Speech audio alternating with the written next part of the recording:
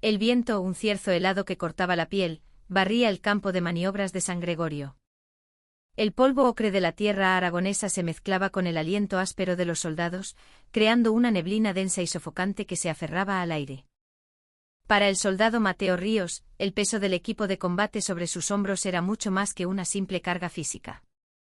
Era el peso aplastante de la institución militar, una mole gigantesca demasiado grande para un joven que apenas había superado los 20 años. La instrucción de combate con el equipo completo a cuestas había exprimido hasta la última gota de su energía. El problema surgió en la fase final del ejercicio. Mientras cruzaba un precario puente de madera sobre un barranco seco, un mal paso lo precipitó al vacío. Al caer, su muñeca izquierda impactó contra el suelo pedregoso con un chasquido seco y un dolor agudo, insoportable, que le recorrió el cuerpo entero como una descarga eléctrica. Apenas capaz de emitir un gemido ahogado, vio cómo se acercaba no un sanitario, sino su superior, el sargento primero Rafael Morales. «Joder, Ríos. ¿Otra vez con tus lloriqueos?», espetó Morales. En sus ojos no había ni una pizca de preocupación, solo un hastío profundo y un desprecio mal disimulado. «Te has caído desde medio metro, no me jodas». Mateo, sujetándose la muñeca que ya empezaba a hincharse de forma alarmante, respondió con dificultad. «No es cuento, mi sargento. La muñeca está rara. No puedo moverla». «Cállate. ¿No sabes que después de esto toca reforzar las trincheras?», ladró Morales. «El pelotón entero no se va a parar por un niñato como tú. A callar y a currar. Levanta de ahí ahora mismo». La orden del sargento era ley. Mateo tragó saliva y el dolor punzante conteniendo las lágrimas de pura impotencia, y se reincorporó. Cojeando, sintiéndose como un pájaro joven con un ala rota, siguió a sus superiores. El trabajo que siguió fue una tortura, palear tierra y acarrear ladrillos. Con la mano izquierda prácticamente inútil, tuvo que hacerlo todo con la derecha. Cada palada, cada vez que el borde de un ladrillo rozaba sus dedos, un dolor incandescente le subía por el brazo hasta la columna vertebral. El sudor frío le empapaba la frente y los labios se le agrietaban por la sed y el esfuerzo. Sargento Morales, lejos de ignorar su sufrimiento, parecía disfrutarlo. Se acercaba a él cada pocos minutos para ordenarle que se moviera más rápido, propinándole patadas en la espalda y humillándolo delante de sus compañeros, llamándolo nenaza y lastre para la unidad. Mateo solo podía apretar los dientes y aguantar. En su corto tiempo en el ejército, había aprendido una lección amarga: cualquier forma de resistencia solo traería más violencia y un aislamiento aún mayor. Esa noche, al terminar el trabajo, la muñeca de Mateo estaba hinchada como la pata de un elefante. Un hematoma de un morado oscuro se extendía por el antebrazo y las yemas de sus dedos estaban entumecidas. Fue a la enfermería, pero allí no encontró a un médico militar experimentado, sino a un joven alférez recién salido de la academia. El oficial le presionó la muñeca un par de veces, le lanzó una venda elástica y un par de blísteres de analgésicos. «Parece un esguince fuerte», dijo con displicencia. «No se te ocurra pensar en escaquearte de la instrucción por esto. Mañana estarás como nuevo». Aquella noche Mateo no pudo dormir. Los analgésicos eran inútiles. La muñeca le latía con una violencia sorda, como si tuviera un segundo corazón bombeando dolor. Lloró en silencio en la oscuridad del dormitorio, una oscuridad que parecía tan infinita como su desesperación. El dolor, la humillación y la certeza de no tener a nadie en quien apoyarse le carcomían el alma. Solo un rostro acudía a su mente, el de su tía, Carmen Vargas, la hermana de su madre que lo había criado como a un hijo tras la muerte de sus padres. La mujer más fuerte y cariñosa que conocía. Necesitaba contarle lo que estaba pasando. A la mañana siguiente Mateo reunió el valor necesario para solicitar una entrevista con el capitán de su compañía. El capitán, sin levantar la vista de una pila de papeles, preguntó: ¿motivo de la solicitud? «Mi muñeca, mi capitán. La lesión es grave. Creo que debería informar a mi familia». Solo entonces el capitán levantó la vista. Su expresión era gélida. Miró la muñeca hinchada de Mateo y soltó una risita burlona. «Soldado Ríos, ¿se cree que el ejército es una guardería? ¿Montando este numerito por un simple golpe? Un hombre hecho y derecho y corriendo a llorarle a mamá por un arañazo. ¡Qué falta de espíritu! No hay nada que informar. Vuelva a su puesto y cumpla con sus obligaciones. Las palabras del capitán fueron como puñales. Numerito. Mamá. Falta de espíritu. Cada palabra lo desollaba vivo. No pudo decir nada más. Saludó, dio media vuelta y mientras se alejaba, escuchó al capitán soltar un insulto en voz baja. Sintió cómo se rompía su última brizna de esperanza.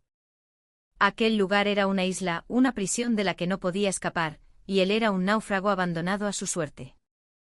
Pasaron varios días. El estado de Mateo, lejos de mejorar, empeoró drásticamente.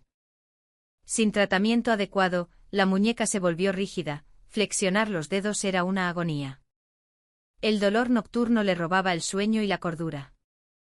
El acoso de sus superiores se intensificó. Incapaz de usar la mano izquierda, fue excluido de la mayoría de tareas, pero aquello no fue un gesto de compasión, sino otra forma de violencia. Se convirtió en el inútil, el tullido, un fantasma ignorado por todos. Y entonces esa tarde comenzó el principio del fin. Un viejo y modesto Seat Ateca se aproximó lentamente a la entrada principal de la base. El suboficial de guardia, con una mueca de fastidio, le dio el alto. Del asiento del conductor bajó una mujer de mediana edad, sin maquillaje y vestida con sencillez, una mujer corriente que podría pasar desapercibida en cualquier lugar. En sus manos llevaba una vieja tartera térmica. Con voz ligeramente nerviosa, se dirigió al guardia. Buenas tardes. Vengo a ver al soldado Mateo Ríos. Era Carmen Vargas. El responsable del puesto, el cabo mayor Julián Prieto, la examinó de arriba a abajo con desdén. Mateo Ríos, replicó con voz cansina. No tenemos ninguna solicitud de visita para él. De media vuelta y váyase. No, no puede ser, insistió Carmen, con una nota de súplica en la voz. Mi sobrino está enfermo, necesito verle, por favor. Pero para Prieto, aquello no era más que otra molestia en un día aburrido. Levantó la voz. Señora, según el reglamento, no se permiten visitas sin autorización previa. ¿Y qué es eso que lleva ahí? ¿No sabe que está prohibido introducir comida del exterior? Prieto señaló la tartera con el dedo. Carmen abrazó la bolsa contra su pecho.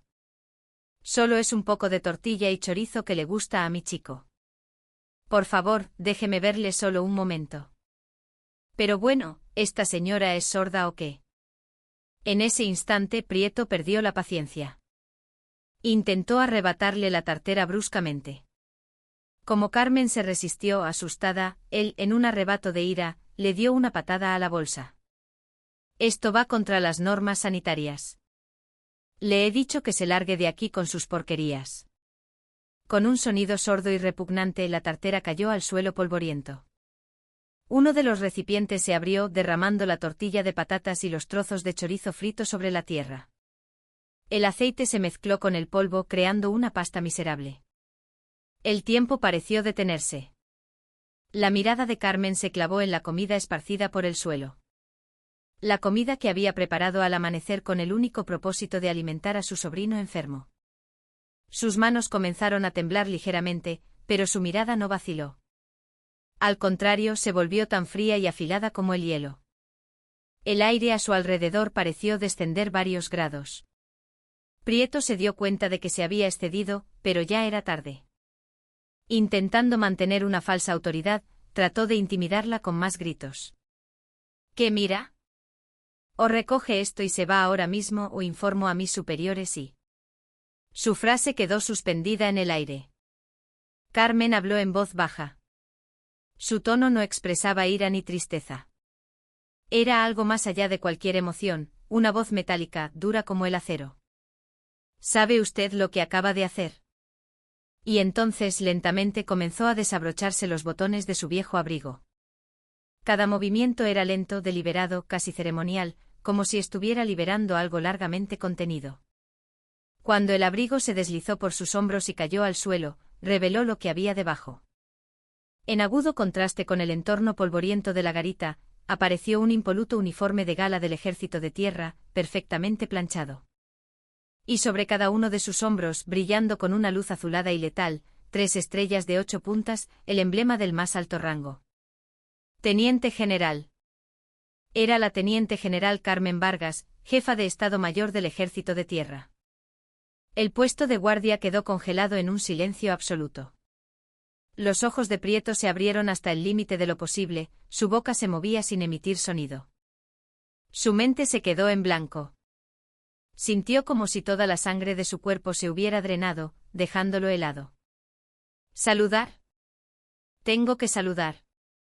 Pero su cuerpo, petrificado, no respondía. Carmen bajó la vista hacia la tortilla pisoteada con una expresión de puro desprecio.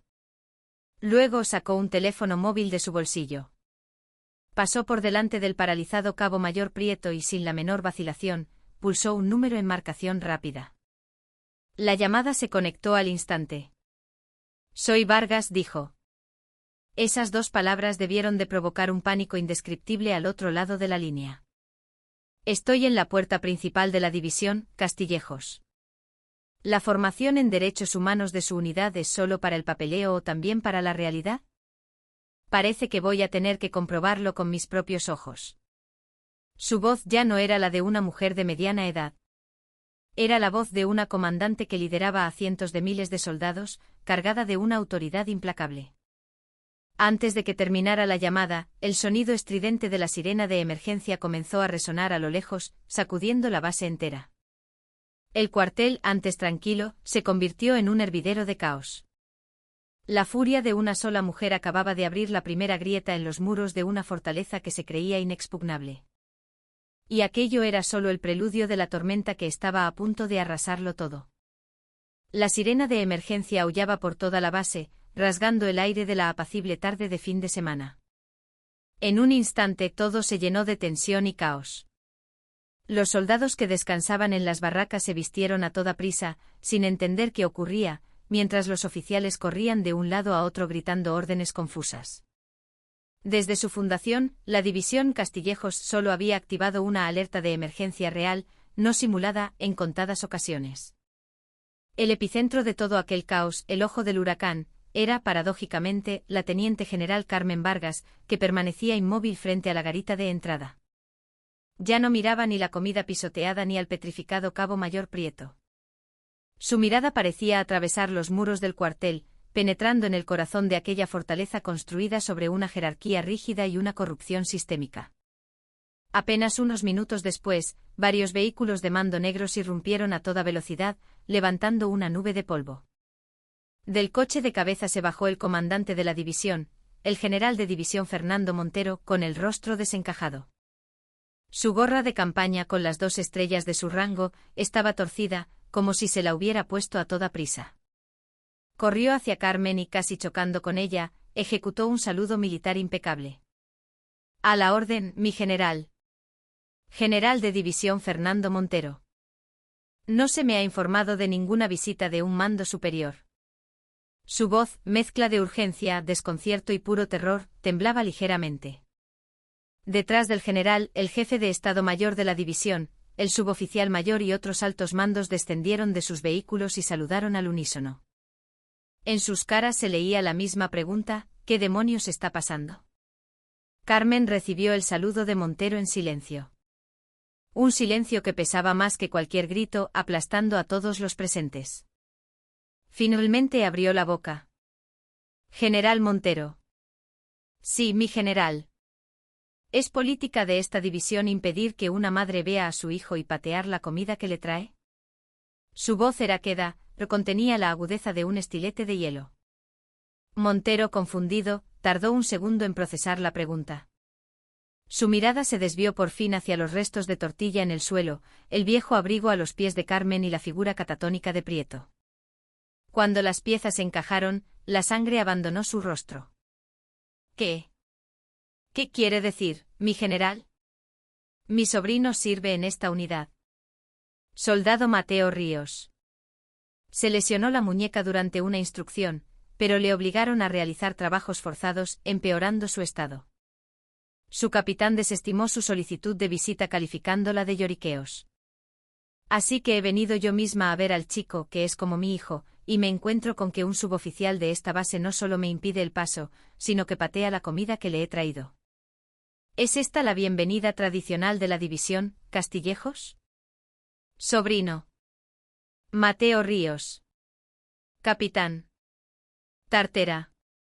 Cada palabra golpeaba la mente de Montero como un martillo. Sintió un sudor helado recorrerle la espalda. Ahora todo estaba claro. No era una simple visita de inspección. Era la ira de la oficial femenina de más alto rango del Ejército de Tierra español, impactando directamente contra la puerta de su división. Lo lamento muchísimo, mi general. Lo corregiré de inmediato. El responsable será. El responsable, lo interrumpió Carmen con frialdad. General, ¿de verdad cree que esto es el acto aislado de un único suboficial? Un capitán que ignora el informe justificado de un soldado, un comandante que lo supervisa, y todo un equipo de mando divisional, usted incluido, que debería controlar todo esto. ¿No es esto la prueba de que aquí nadie hace bien su trabajo? Cortar una rama podrida no sirve de nada. Hay que arrancar de raíz el árbol que se está pudriendo por dentro. Antes de que terminara de hablar, otros vehículos se deslizaron hasta la entrada. Esta vez eran vehículos de la Policía Militar y coches camuflados de la Inspección General del Ejército. De ellos descendieron el jefe de la Policía Militar y el inspector general, junto a un equipo de médicos militares enviados urgentemente desde el Mando de Sanidad.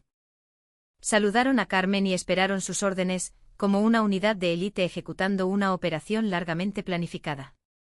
Carmen señaló a Prieto con un gesto de la barbilla. A ese suspensión inmediata de funciones y deténganlo. Incauten el libro de registro del puesto de guardia y todas las grabaciones de las cámaras de seguridad. A la orden. Los policías militares se movieron con una eficacia marcial y sujetaron a Prieto, que seguía en estado de shock. Al sentir el contacto pareció volver en sí.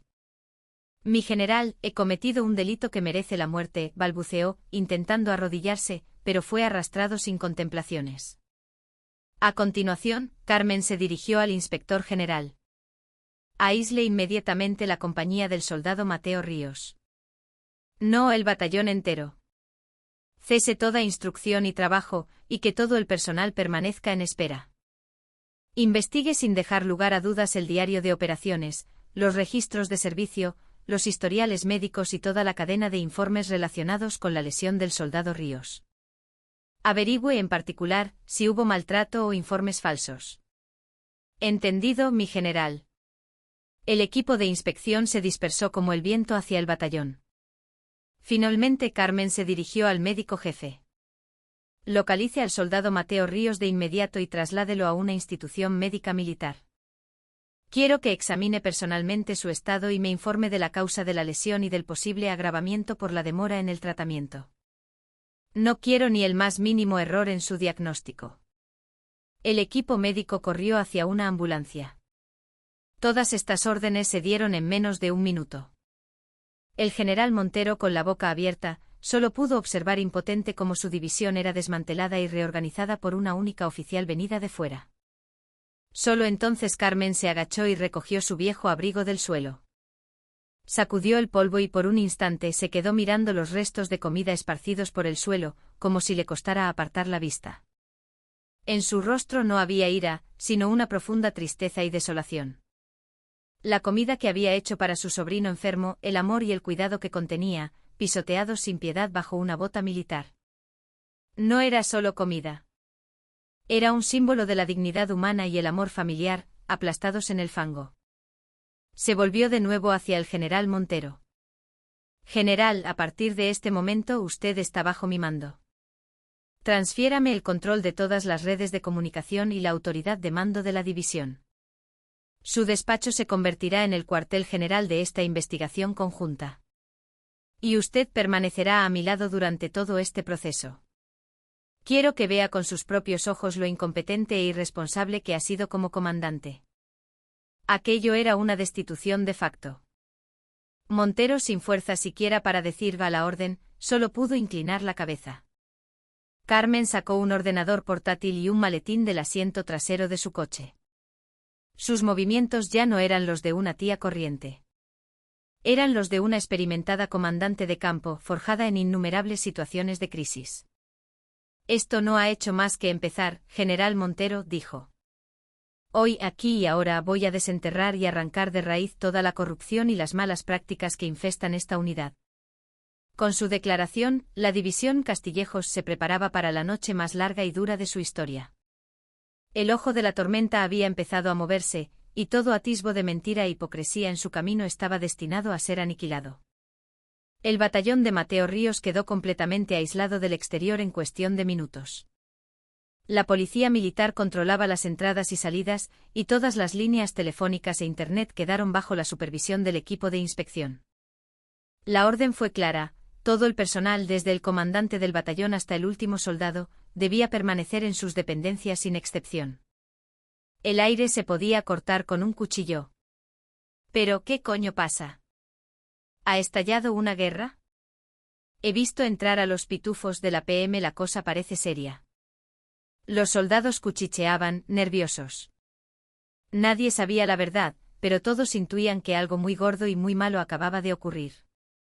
En ese momento, en el despacho del capitán de la compañía, el capitán Alonso Vega se mordía las uñas, consumido por la ansiedad.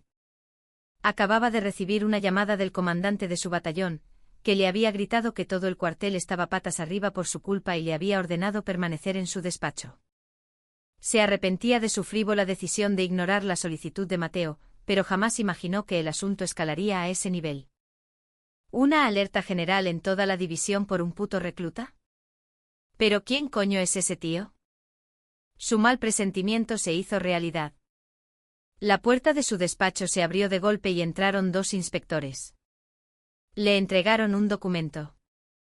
Capitán Vega, vamos a empezar el interrogatorio sobre el incidente del soldado Mateo Ríos. Esta es una orden de incautación de documentos.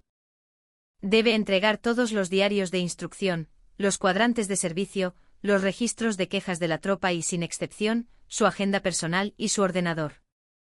El rostro de Vega se volvió blanco como el papel. Las palabras agenda personal y ordenador le provocaron un vuelco en el estómago. Allí guardaba las pruebas de innumerables irregularidades e informes falsificados. Un momento. Mis efectos personales, eso es una violación de mi privacidad. Si no coopera, podría ser acusado de obstrucción a la justicia. Tenga eso muy presente, replicó uno de los inspectores con voz glacial. Vega supo que no tenía escapatoria. Su autoridad había sido revocada.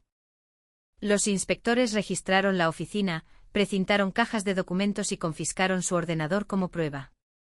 Vega solo pudo observar la escena con la mirada perdida de un condenado a muerte.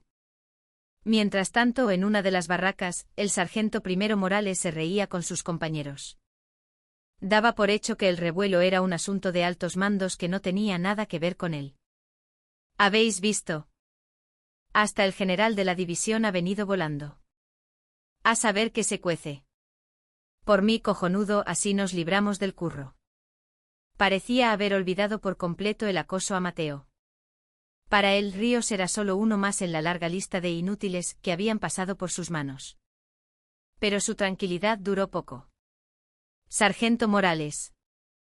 Orden de comparecencia inmediata en la sala de inspección. El grito del brigada de la compañía heló la sonrisa en su rostro. A inspección. Yo. ¿Por qué?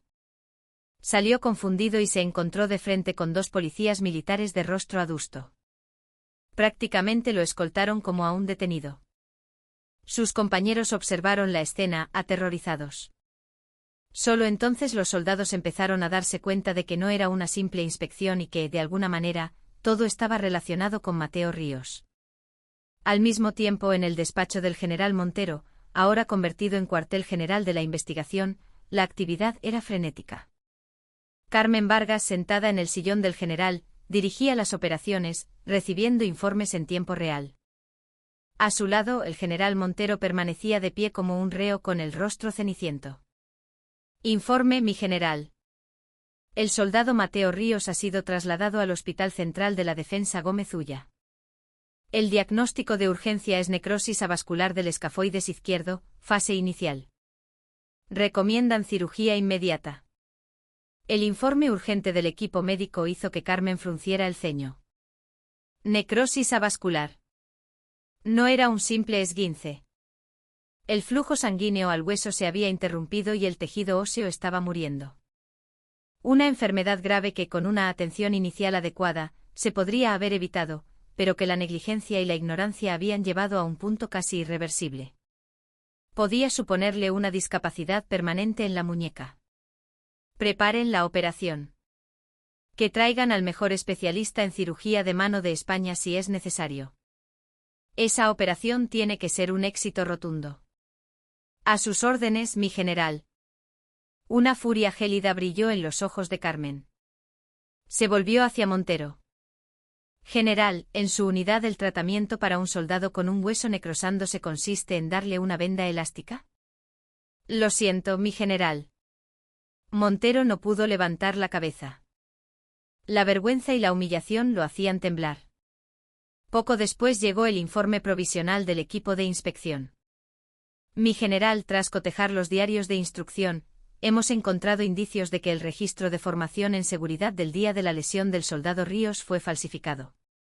Además, hemos recopilado múltiples testimonios que confirman que fue obligado a realizar trabajos forzados después de la lesión. Continúe. En el ordenador del capitán Vega hemos hallado archivos que demuestran la falsificación sistemática de informes.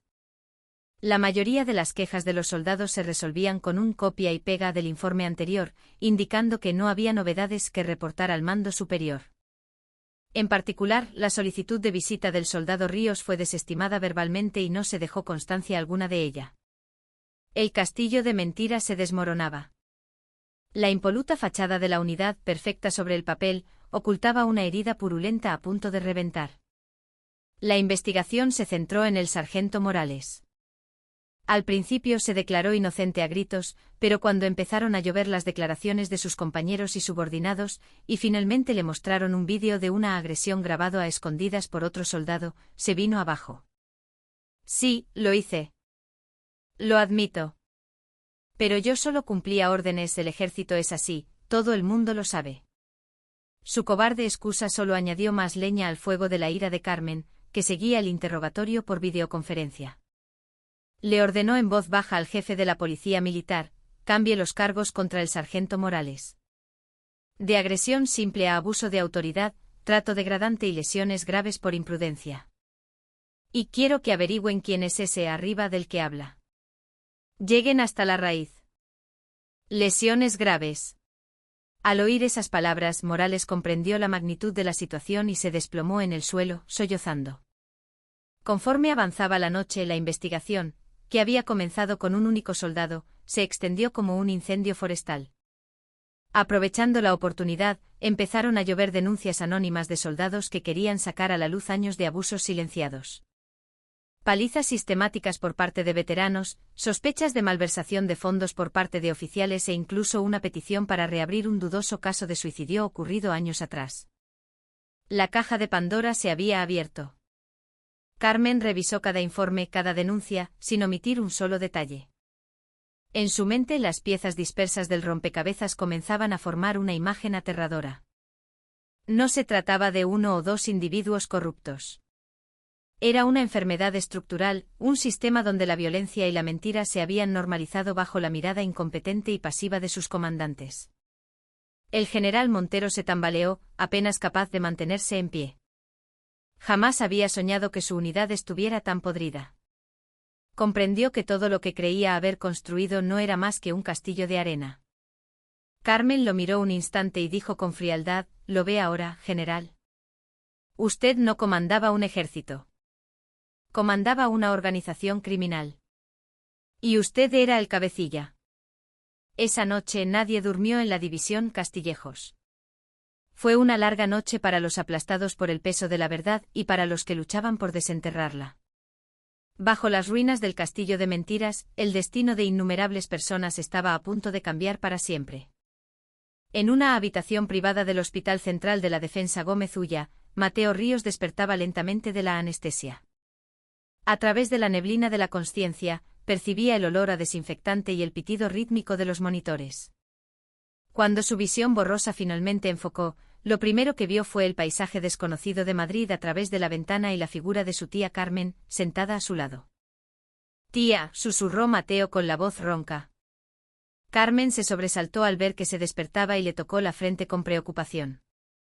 «Mateo, cariño, ¿estás bien? ¿Ya estás más consciente?» «¿Dónde estoy?» Estaba en la base. Miró su brazo izquierdo. Un grueso vendaje lo cubría desde la muñeca hasta casi el codo. La operación había sido un éxito, pero el dolor sordo persistía. «Estás en el hospital. La operación ha salido bien. Ya no tienes que preocuparte por nada». La cálida voz de su tía hizo que a Mateo se le enrojecieran los ojos. Toda la humillación y el dolor sufrido se le agolparon en el pecho y rompió a llorar como un niño. «Tía, me dolía tanto, tenía tanto miedo, y nadie me escuchaba». Carmen le acarició la espalda en silencio mientras él lloraba. Sus propios ojos se humedecieron. Más allá de la implacable general, era una mujer que sufría con el dolor de su familia. «Lo siento, Mateo. Siento no haber llegado antes. Tu tía ha tardado demasiado, lo siento mucho». Después de un rato, Mateo, ya más calmado, empezó a sentir que toda la situación era irreal. ¿Cómo había llegado a una habitación VIP del hospital militar más importante del país? ¿Cómo había logrado su tía sacarlo de la base, con su estricta seguridad? Recordó a las enfermeras militares que habían entrado antes, saludando a su tía con un respeto casi reverencial. «Tía, ¿qué ha pasado exactamente? ¿Cómo has...?» Carmen, viendo la confusión en los ojos de su sobrino, supo que ya no podía ocultarlo. Señaló en silencio la guerrera de su uniforme. La mirada de Mateo siguió su dedo. Y entonces las vio. Las 3 estrellas de 8 puntas brillando sobre sus hombros. Los ojos de Mateo se abrieron como platos, incrédulo. No podía asimilar que su tía, la mujer sencilla que cada Navidad preparaba la cena para toda la familia, fuera una teniente general del ejército de tierra. «Es una larga historia, Mateo. Cuando eras pequeño, no vi la necesidad de contártelo, y cuando creciste supongo que solo quería seguir siendo tu tía. Lo siento, nunca quise engañarte». Mateo no pudo articular palabra. El shock, la confusión y un extraño sentimiento de reverencia se mezclaban en su cabeza, dejándola en blanco.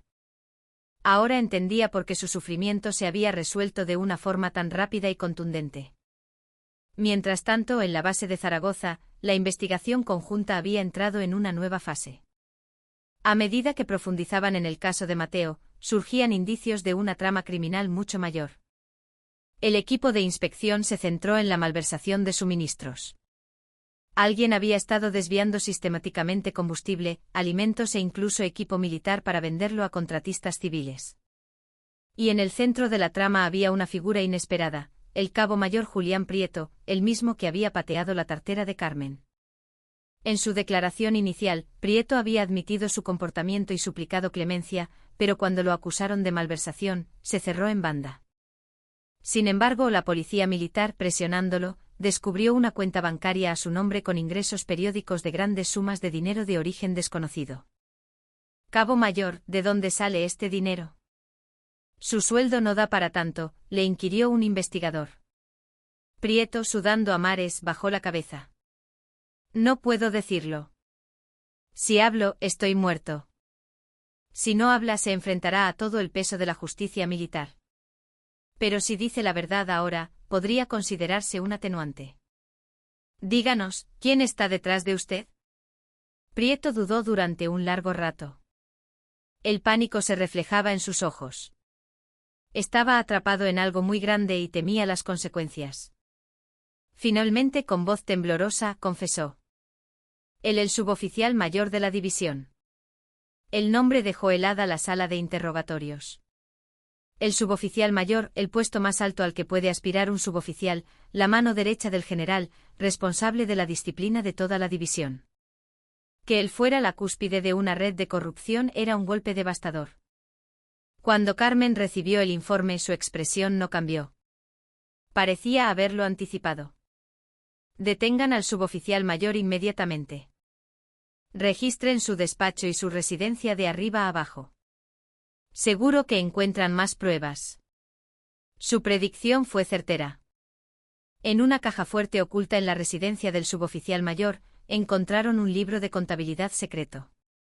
En él estaban anotados meticulosamente los nombres de oficiales de la división y las sumas de dinero que habían pagado. En la lista figuraban el capitán Vega y muchos otros, y en la cima, para sorpresa de todos, estaba el nombre del jefe de Estado Mayor de la división. Habían estado pagando sobornos al suboficial mayor a cambio de ascensos y destinos favorables, haciendo la vista gorda o participando activamente en sus actividades delictivas. Era un gigantesco cártel de corrupción. La muñeca rota de Mateo era solo la punta del iceberg. Bajo la superficie una raíz maligna y gigantesca estaba devorando la división entera. Carmen leyó el libro de contabilidad en silencio. Su mirada se endureció. Se lo arrojó al general Montero. General, esta es la realidad de la unidad que usted dirigía. Su jefe de Estado Mayor y su suboficial mayor conspirando para desvalijar la división, ¿y usted dónde estaba? ¿Se limita a firmar papeles? ¿Es esa su única función? Montero, con manos temblorosas, cogió el libro. La traición de los hombres que consideraba su mano derecha y su mano izquierda lo dejó sin palabras. Comprendió con una claridad brutal, hasta qué punto había sido un comandante ciego e inútil. Pero la historia no terminó ahí. A medida que la investigación avanzaba, una verdad aún más oscura y terrible comenzó a emerger. Hacía unos años, en esa misma base, un soldado se había ahorcado en un almacén. En su momento, la versión oficial concluyó apresuradamente que el soldado sufría depresión por no adaptarse a la vida militar. Sin embargo, denuncias anónimas afirmaban que no había sido un suicidio. Sostenían que el soldado había presenciado accidentalmente un acto de corrupción, y que al intentar denunciarlo, fue asesinado y su muerte fue disfrazada de suicidio. Carmen ordenó la reapertura inmediata del caso. El expediente cubierto de polvo estaba lleno de lagunas. La investigación inicial fue chapucera y pruebas clave habían desaparecido. Lo más sospechoso era que el investigador de la policía militar a cargo del caso había recibido un ascenso extraordinariamente rápido y un traslado a Madrid justo después de cerrar el expediente. Carmen susurró el nombre de aquel investigador y tomó una nota en su agenda. En su mirada ya no había solo ira, sino también una profunda tristeza y una determinación inquebrantable. Miró la oscuridad a través de la ventana. Los fantasmas del pasado se entrelazaban con la tragedia del presente, proyectando una sombra gigantesca. Esto ya no era solo una cuestión de limpiar una unidad corrupta. Era una lucha por la justicia, por aliviar el tormento de un alma joven cuya vida fue arrebatada y por hacer que aquellos que ocultaron la verdad pagaran por su crimen. La verdad siempre sale a la luz, murmuró para sí misma. Y el precio será muy alto. La tormenta, lejos de amainar, apenas comenzaba a revelar su verdadera y brutal naturaleza. El arresto del jefe de Estado Mayor y del suboficial mayor de la división, y la revelación de la red de corrupción causaron una conmoción sin precedentes en el ejército. Los medios de comunicación se hicieron eco de la noticia con titulares sensacionalistas. Una teniente general destapa la corrupción en el corazón del ejército, la punta del iceberg. La opinión pública estaba indignada, y el ministro de Defensa se vio obligado a dar una rueda de prensa para pedir disculpas y prometer una reforma profunda de las Fuerzas Armadas. La división Castillejos estaba al borde de la desintegración. Pero la investigación no se detuvo. Al contrario, la hoja del bisturí se hundió aún más profundo. La reapertura del caso del presunto suicidio se puso en marcha. Carmen convocó personalmente al investigador que lo había llevado. Ahora un teniente coronel destinado en Madrid, se presentó ante ella con el rostro tenso. ¿Cuánto tiempo, teniente coronel?, dijo Carmen para romper el hielo. Parecía que se conocían. ¿Recuerda el caso del soldado fallecido en la Castillejos hace unos años? Usted lo llevó. Lo recuerdo, mi general. He revisado el expediente y está lleno de agujeros. Apenas se hizo autopsia, las pruebas de la escena desaparecieron, se cerró todo con demasiada prisa. ¿Por qué? Un sudor frío perló la frente del teniente coronel. En aquel momento, mi general, todo apuntaba a un suicidio. Se encontró una nota. La familia también quería un cierre rápido. Mentira, la voz de Carmen fue como el filo de una navaja. La familia lleva años pidiendo que se reabra el caso. He hablado con ellos personalmente. ¿Quién le dio la orden? ¿Quién le ordenó que enterrara la verdad? Las pupilas del oficial se dilataron. Se mordió el labio guardando silencio. Carmen, como si esperara esa reacción, deslizó un sobre por la mesa. ¿Sabe qué es esto? Los extractos de la matrícula de la universidad extranjera de su hijo. Y la escritura de un apartamento en el barrio de Salamanca a nombre de su mujer. Con un sueldo de militar, esto parece inalcanzable. ¿De dónde salió el dinero? No sería la recompensa por cerrar aquel caso, ¿verdad? Ante la prueba irrefutable, el teniente coronel se derrumbó. Lo confesó todo. El entonces comandante de la división lo había presionado para que cerrara el caso discretamente, y a cambio le había ofrecido una suma considerable de dinero. Sabía la verdad, pero había vendido su conciencia por el futuro de su familia. Y el nombre que dio como el comandante de la división en aquella época era el del actual teniente general Arturo Valdivia, uno de los hombres más poderosos del Ministerio de Defensa, jefe de una influyente facción dentro del ejército y candidato a próximo jefe del Estado Mayor de la Defensa. El escándalo alcanzó una nueva dimensión. Ya no era la corrupción de una división, sino una conspiración que podía hacer temblar los cimientos del ejército español. El general Montero, al saber que su predecesor era el culpable, sintió un retorcido alivio, pero también un miedo atroz ante el alcance de la tormenta. Mientras todos observaban con una mezcla de asombro y temor la implacable cruzada de la general Vargas, solo una persona, Mateo Ríos, se encontraba sumido en la confusión. Desde su habitación de hospital, repasaba una y otra vez los acontecimientos. Al principio pensó que se había salvado gracias al inmenso poder de su tía. Pero con el paso de los días, las piezas no encajaban. ¿Cómo sabía mi tía con tanto detalle lo de mi lesión si yo no la había llamado?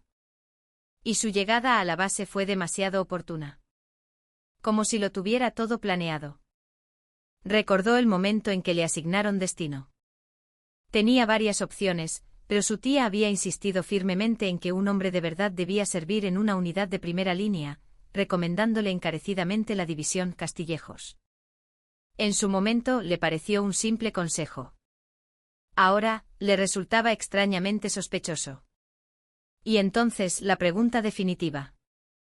Su tía siempre le había dicho que lo había criado como a un hijo, pero Mateo sabía que ella tenía un hijo biológico, su primo Alejandro, fallecido prematuramente en un accidente de joven.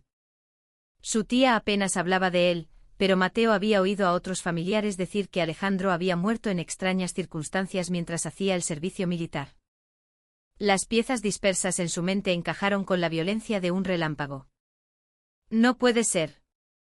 Con manos temblorosas, cogió el móvil que su tía le había devuelto, ya reactivado. En el buscador, tecleó varias palabras clave: Teniente General Carmen Vargas, hijo, muerte militar, División Castillejos.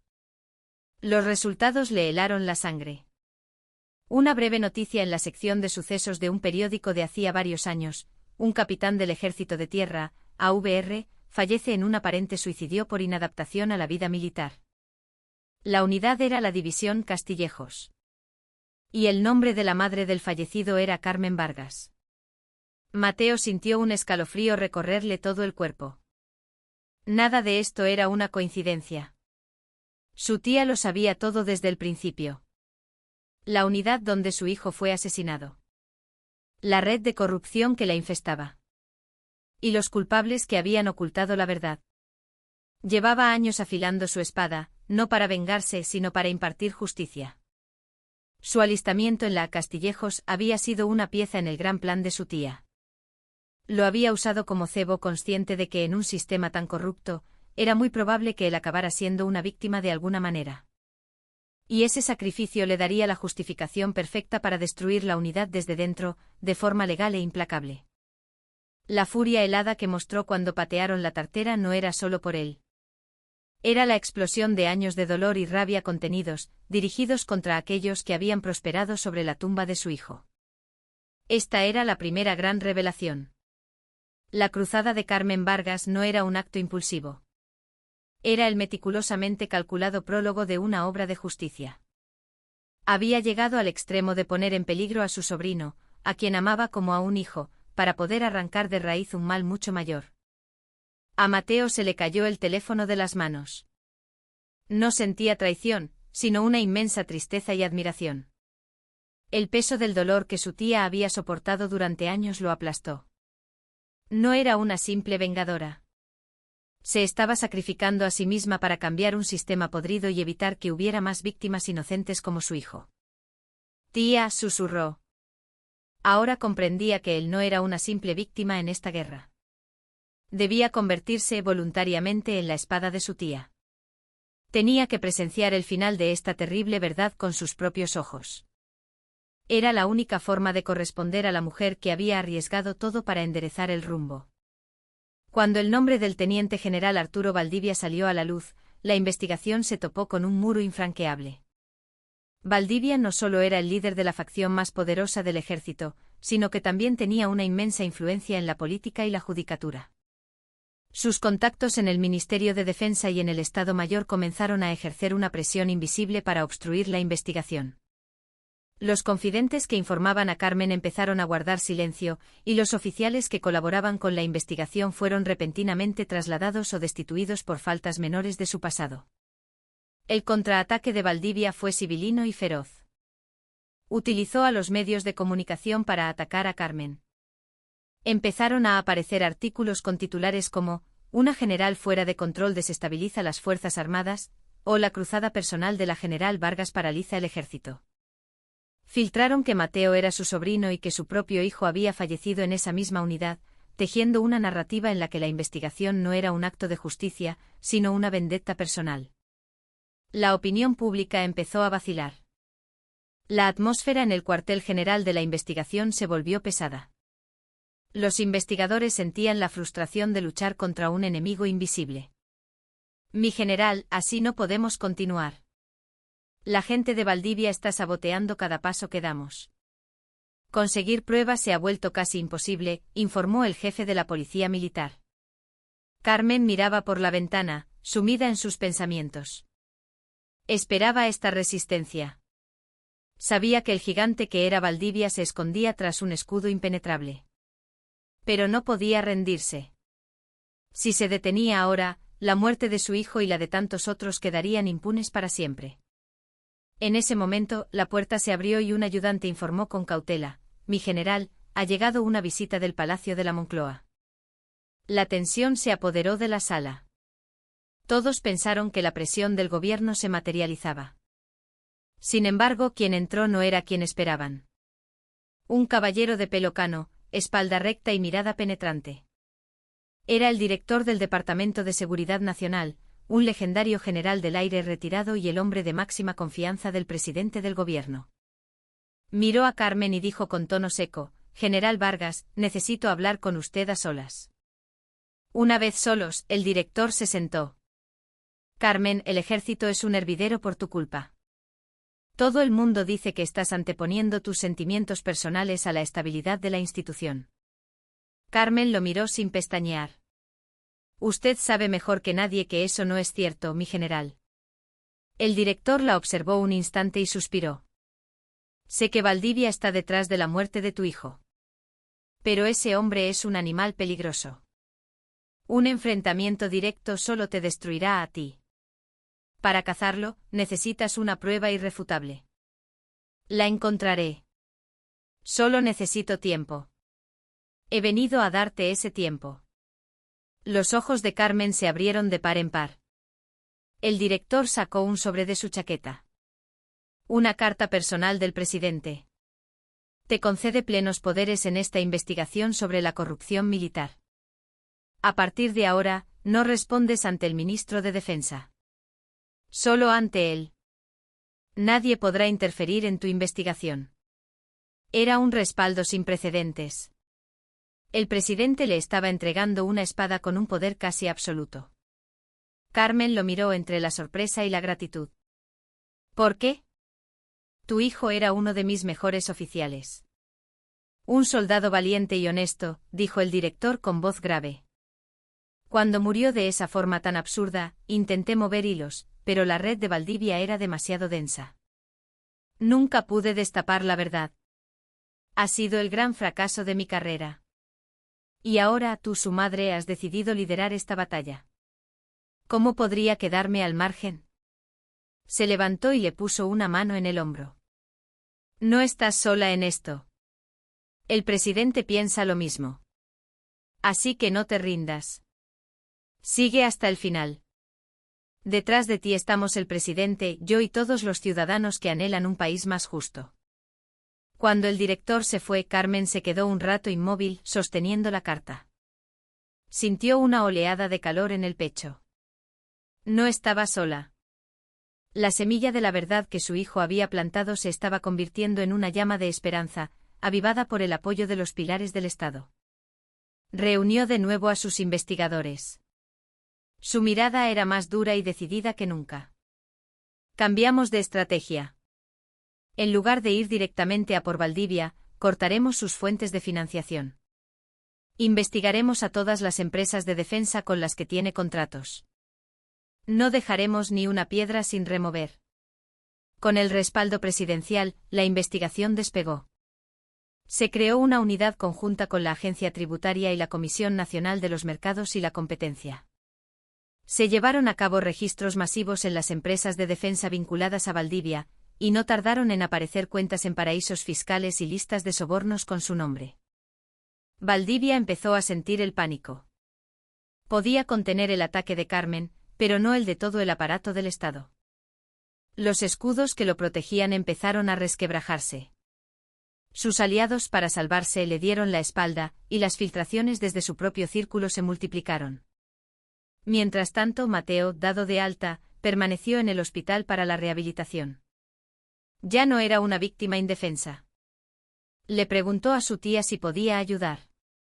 Carmen, al ver el cambio en su mirada, supo que él ya conocía toda la verdad. Le entregó un pequeño USB. Aquí están los diarios y los registros militares de tu primo. Quizás haya alguna pista que se nos haya pasado. Nadie lo conocía mejor que su familia. Mateo sintió el peso de la responsabilidad. No eran simples archivos. Era la última voz de su primo asesinado. Pasó noches enteras leyendo. El diario de Alejandro estaba lleno de referencias veladas a algo turbio que había presenciado. Y entonces encontró una frase enigmática: el último jueves de cada mes, las estrellas bajan a la Tierra en el polvorín norte abandonado. No sabía qué significaba, pero su instinto le dijo que era un código crucial.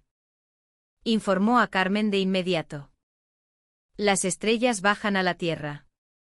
Carmen repitió la frase. En la jerga militar, estrellas se refería a los generales. ¿Significaba que Valdivia y su gente se reunían en secreto en un polvorín abandonado el último jueves de cada mes? Era la última pieza del rompecabezas. Carmen convocó a una unidad de operaciones especiales.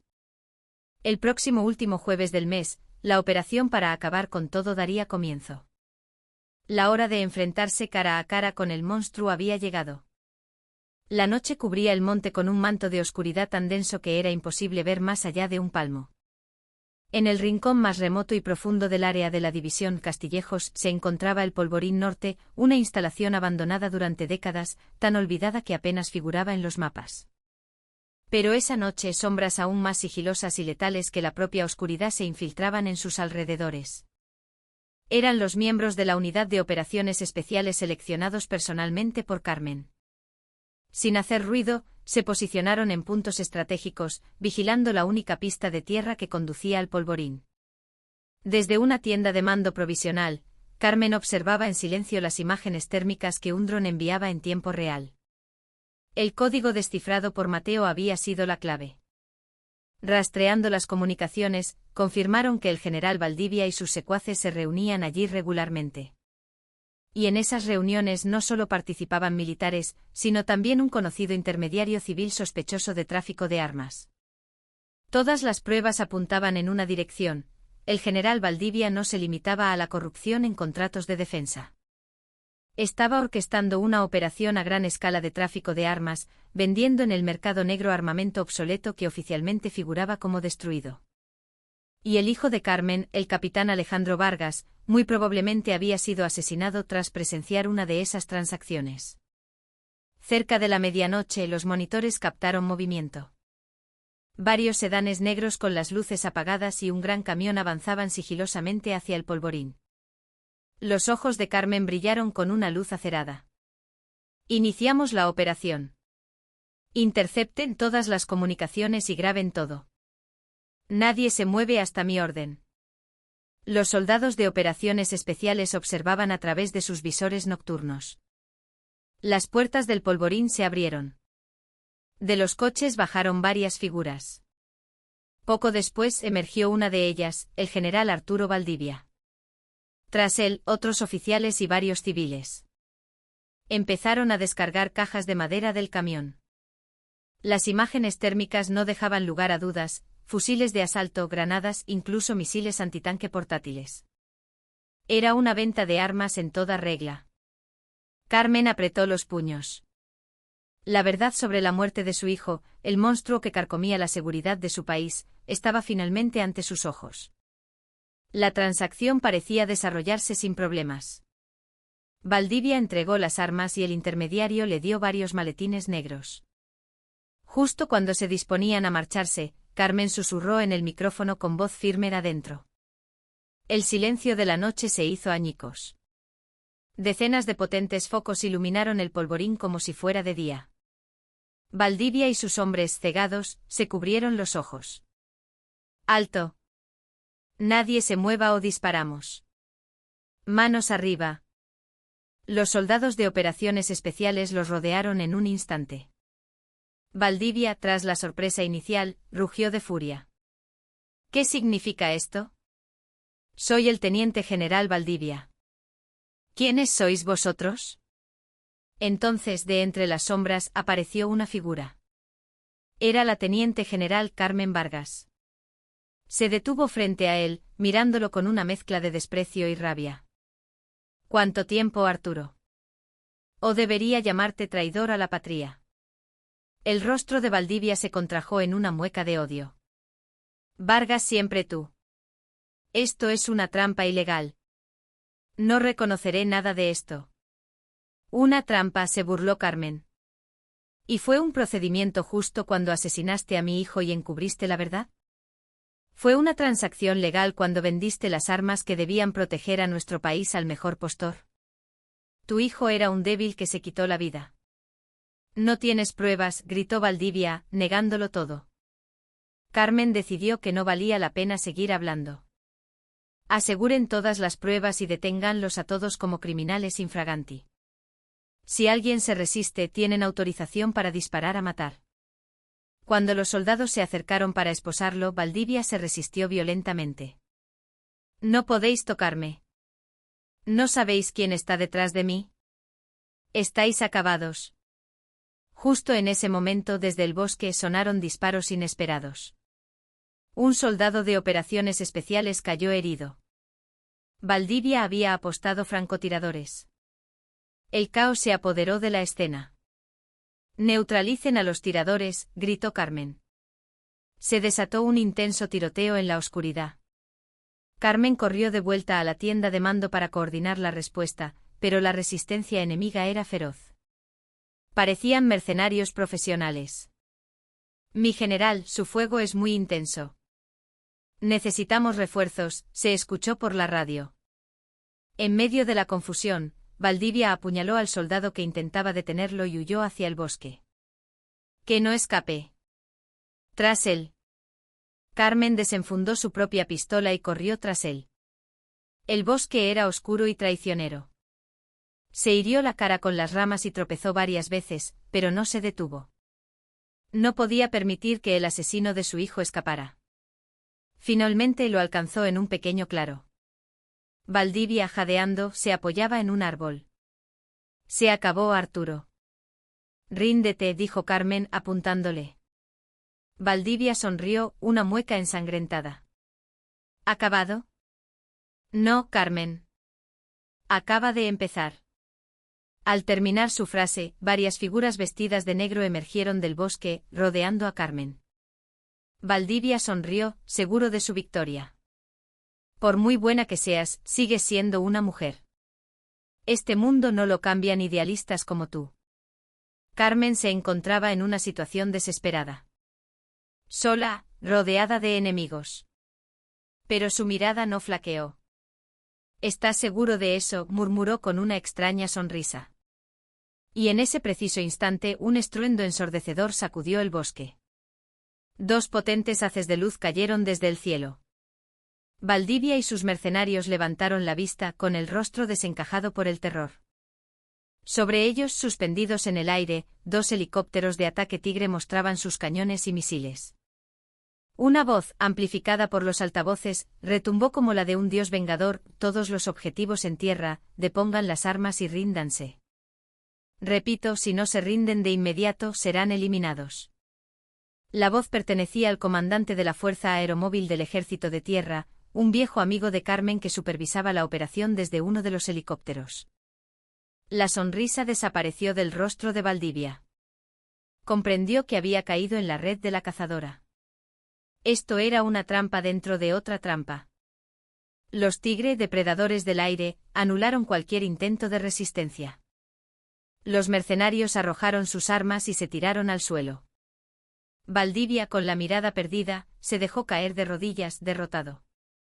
Carmen se acercó a él. Te lo dije. Esto no ha hecho más que empezar. ¿Cómo?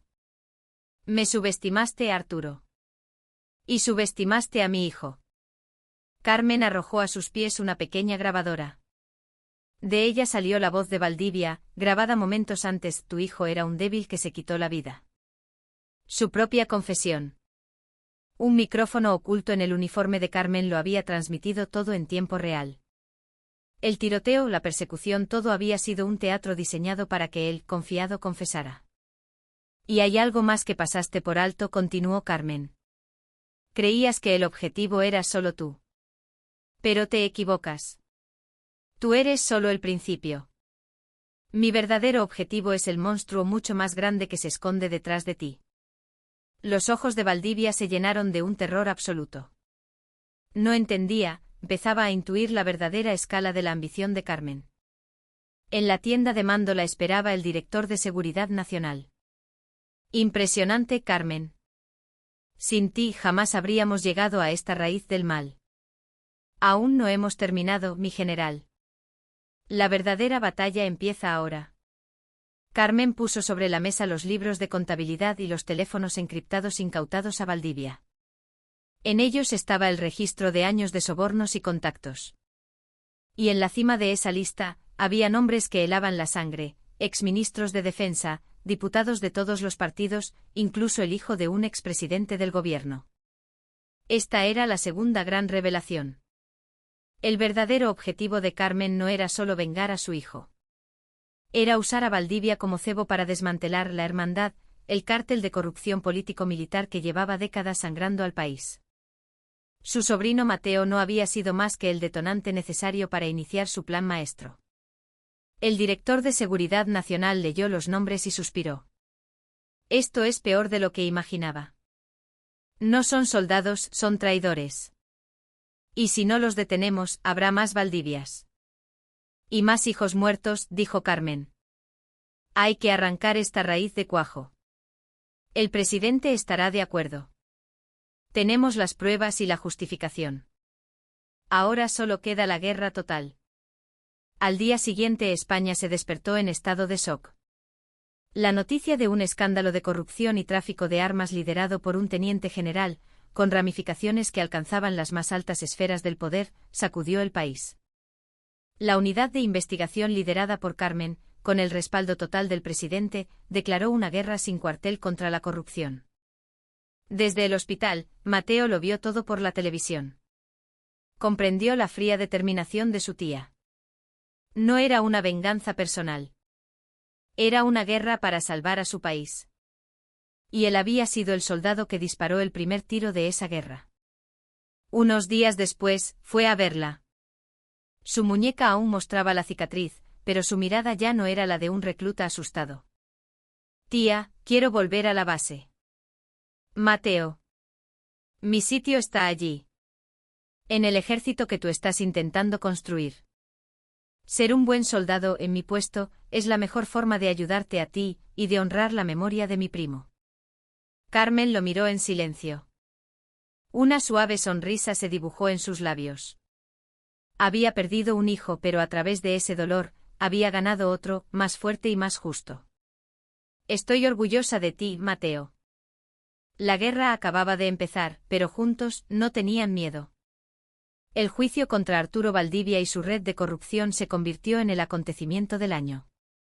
No era un simple proceso penal, era una batalla épica entre la vieja guardia corrupta y una nueva era de justicia. Valdivia y sus cómplices, lejos de mostrarse intimidados, contrataron a los bufetes de abogados más caros del país. Un ejército de exfiscales y exjueces de renombre que, desde el primer día, intentaron desacreditar la investigación, alegando que las pruebas se obtuvieron mediante una trampa ilegal y que las confesiones fueron forzadas. Llegaron a afirmar con un cinismo pasmoso que el tráfico de armas era una operación de seguridad no oficial para proteger al país, presentándose a sí mismos como patriotas sacrificados. Carmen tuvo que testificar día tras día, soportando interrogatorios humillantes y agresivos. General Vargas, no es cierto que su actuación se debe a un rencor personal contra el general Valdivia por la muerte de su hijo. ¿Admite que ha utilizado su cargo para dirigir una investigación ilegal, saltándose todos los procedimientos? ¿No siente ninguna responsabilidad por el daño que su cruzada ha causado a la moral y la eficacia de nuestras Fuerzas Armadas? Pero Carmen no se quebró. Con una calma glacial y una lógica impecable, desmontó cada uno de sus argumentos. No he actuado por rencor personal, sino por mi conciencia como soldado y mi sentido de la justicia. Para que mi hijo y todos los hijos de este país puedan servir en un ejército del que sentirse orgullosos. Aún así, la balanza parecía inclinarse a favor de Valdivia. Pero entonces ocurrió algo inesperado. Un día, los bancos del público se llenaron de hombres y mujeres de uniforme. Eran militares en activo y en la reserva, que habían sufrido las injusticias y la corrupción de Valdivia y su red. Al principio callaron por miedo, pero el coraje solitario de Carmen les inspiró a hablar. Uno tras otro subieron al estrado. Yo fui ayudante del general Valdivia.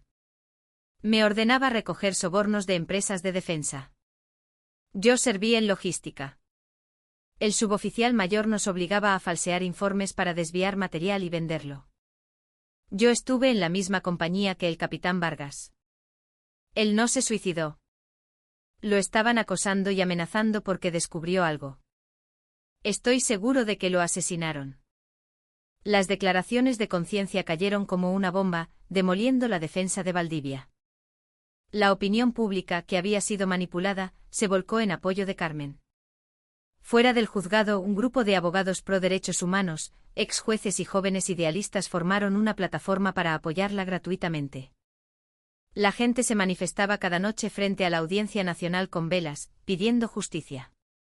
Mientras tanto, Mateo Ríos, de vuelta en su unidad, cumplía su servicio con una nueva determinación. Ya no era el recluta asustado. Se preocupaba por sus compañeros, defendía a los nuevos y se oponía con firmeza silenciosa a las viejas prácticas abusivas. La cicatriz de su muñeca se había convertido en una medalla al valor. Su cambio inspiró a otros y su batallón, bajo un nuevo mando designado por Carmen, se transformó en una unidad modelo. El día de la sentencia final, el veredicto fue una victoria aplastante para la justicia. Valdivia fue condenado a cadena perpetua. Sus cómplices recibieron penas severas. Al salir del juzgado, Carmen fue recibida por una ovación de ciudadanos y soldados. Inclinó la cabeza en señal de gratitud, mientras unas lágrimas silenciosas rodaban por sus mejillas. Eran lágrimas de alivio. Por fin, sentía que podía mirar con orgullo el recuerdo de su hijo. La guerra visible había terminado, pero la verdadera batalla de Carmen acababa de empezar. Con el apoyo abrumador del presidente y la ciudadanía, fue nombrada directora general de Política de Defensa, con el encargo de liderar la mayor reforma militar de la historia de España. Su bisturí fue implacable. Purgó a todos los generales corruptos, reformó el sistema de ascensos para basarlo en el mérito y no en el amiguismo, e implementó una política de transparencia total en los contratos de defensa. Pero su prioridad fue la dignidad de los soldados. Instauró la figura del defensor del soldado en cada unidad y convirtió el respeto a los derechos humanos en el principal criterio para evaluar a los mandos. La reforma encontró una feroz resistencia en los sectores más conservadores del ejército. La acusaban de idealista, de socavar la disciplina. Fue una lucha solitaria y agotadora. En sus momentos más bajos, visitaba la tumba de su hijo en el cementerio. ¿Estarás orgulloso de tu madre?, le preguntaba al silencio. Su único apoyo era Mateo. Ya convertido en un soldado veterano, cada permiso lo pasaba con ella, escuchándola, animándola. Tía, la base ha cambiado por completo. Los nuevos reclutas ya no tienen miedo. Todos saben que es gracias a ti. Estás reescribiendo la historia. Sus palabras le daban fuerzas.